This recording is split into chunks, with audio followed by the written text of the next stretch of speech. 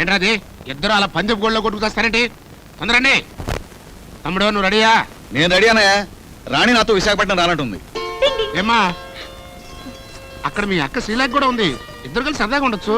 నేను నిన్ను వదిలిపెట్టి వెళ్ళలేను పెద్దనాన్న. ఏంటోరా చిన్నప్పటి నుంచి దీనికి నీ మీద కంటే నా మీదే ప్రేమ ఎక్కువ.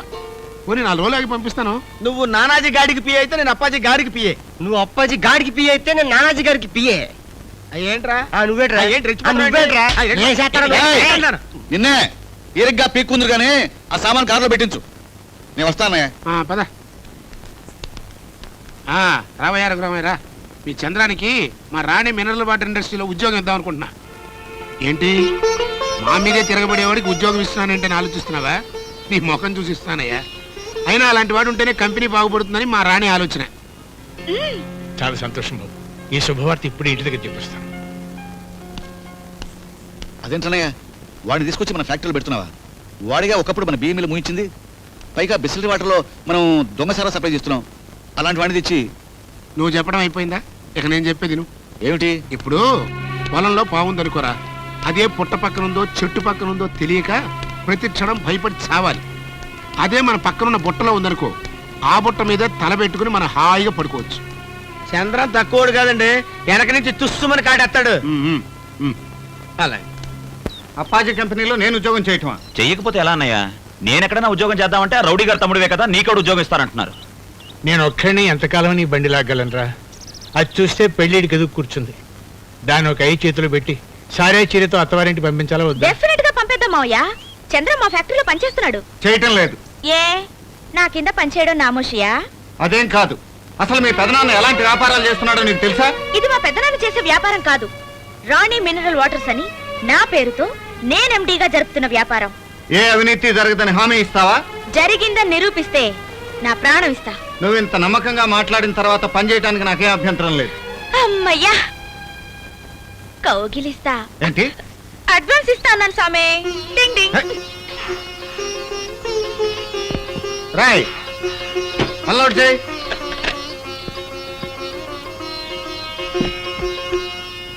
ఏమండో ఈ దీప గారు, ఏమిటి ఒంటరిగా చీకట్లో నడిచి వెళ్ళిపోతున్నారు? రండి, డ్రాప్ చేస్తాను. Bye, see you tomorrow. Okay.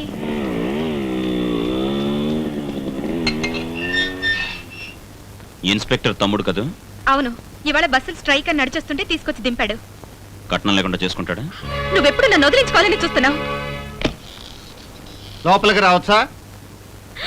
Come in. జీతంలో ఏమన్నా కట్టుందా? లోపలికి పిలిచి మరీ ఇస్తున్నా. స్పెషల్ బోనస్ ఉంది. దేనికి? మీ సర్వీసెస్ మాకు బాగా నచ్చాయి. ఏమిటో ఆ బోనస్? కౌగిలిస్తా. రాణి, ఏ వద్దా? చిన్నప్పటి నుంచి ఉన్న చనువుతో నువ్వు చిలిపిగా ప్రవర్తిస్తుంటే నేను అలాగే సమాధానం చెప్పాను. కానీ ఇంకా కానీ ఏంటి? అసలు నీకు ఈ ఉద్యోగం ఎందుకు ఇచ్చానో తెలుసా? రోజు నిన్ను చూసుకునే ఉద్యోగం నేను చేసుకోవడానికి. పిచ్చి పిచ్చి ఆలోచనలు మాని ముందు జీతం ఇవ్వు. జీతం ఇవ్వాలంటే ముందు బోనస్ తీసుకోవాలి. కౌగిలిస్తా. నాకు అక్కర్లేదు. అంతేనా? పెళ్లిగాని పిల్ల కౌగిలిస్తానంటే ఎగిరి గంతేసే మనస్తత్వం కాదు నాది. ఓహో, అయితే పెళ్లి చేసుకున్న తర్వాత కౌగిలిస్తానంటే తీసుకుంటావు కదా? మీ నాన్న నీ కాళ్ళు చేతులు కట్టేసి ఏ ఫారెన్ రిటర్న్ కు వచ్చి పెళ్లి చేస్తాడు. అప్పుడు నువ్వు కౌగిలిస్తాను ఫారెన్ వెళ్ళొస్తా అంటావు. పందవా? పందలేదు కింద లేదు, ముందు జీతం తీసుకో. చూడు, నాకేమో ఎప్పుడు నిన్ను కౌగిలించాలని ఉంటుంది, నీకేమో నేనెప్పుడు వదిలిపోతానా అని ఉంటుంది.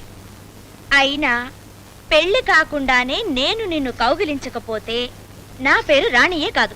అనవసరమైన శపథాలు ఆరోగ్యానికి అంత మంచిది కాదు. నీకు ఈ చీర తెచ్చానమ్మా. అబ్బా, ఎంత బాగుందన్నయ్యా. వెళ్ళి కట్టుకుందా? అన్నయ్య నాకేం తేలేదు కదా, తెలిసి తెచ్చుండవు. నీకు ఈ ప్యాంటు షర్టు తెచ్చానరా. తెచ్చావులే పెద్ద. అమ్మా నీకు ఈ చీర. మీ నాన్నగారికి? నాన్నగారికి తెచ్చానమ్మా.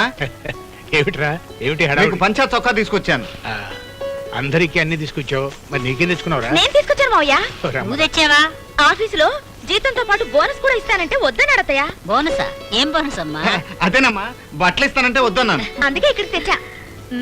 తీసుకుంటావా? అసలు బోనస్ అందరి ముందు ఇచ్చేయమంటావా? తీసుకుంటా తీసుకుంటా. ఎలా ఉందన్నయ్య?